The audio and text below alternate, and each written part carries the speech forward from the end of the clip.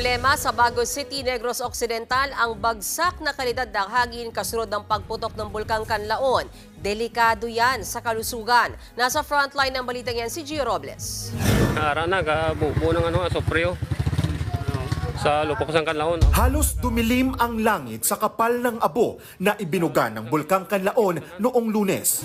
Matapos ang 3 araw, nag-aerial survey ang Office of Civil Defense sa bulkan. Patuloy ang pagbuga ng asupre ng Kanlaon na umabot na sa libu-libong tonelada. Sa estimate volume ng PHIVOLCS at DOST, aabot sa 3 milyong cubic meters ng asupre ang ibinuga ng Kanlaon nang sumabog ito noong Lunes. Sa sobrang dami nga ng asupre, katumbas yan ng 1,200 na Olympic-sized swimming pools.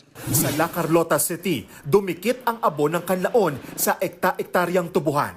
Asukal ang isa sa nangungunang industriya dito sa Negros. Maging ang ilang pasyalan sa probinsya, gaya ng sikat na Gintubdan Mountain Spring, apektado. Bawal kasi muna ang mga turista sa 6-kilometer danger zone ng bulkan.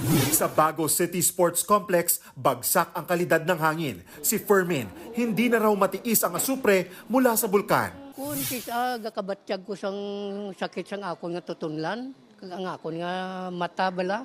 Sa La Castellana Elementary School, sapat pa ang supply ng tubig sa higit 1,000 residente na lumikas.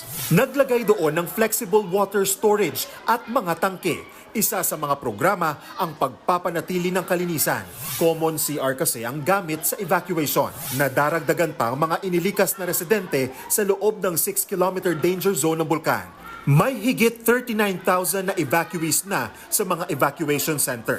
Inirekomenda na ng Negros Occidental PDRRMO sa sangguniang panlalawigan ang pagdedeklara ng state of calamity kasunod ng mga pinsala sa pagputok ng Kanlaon.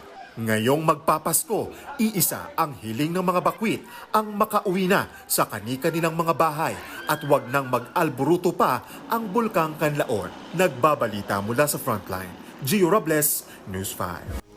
Mga kapatid, may Los Baños po. Huwag magpahuli sa mga balita at impormasyong dapat ninyong malaman. Para sa mas malawak na balitaan at diskusyon, mag-follow at mag-subscribe sa social media pages ng News 5.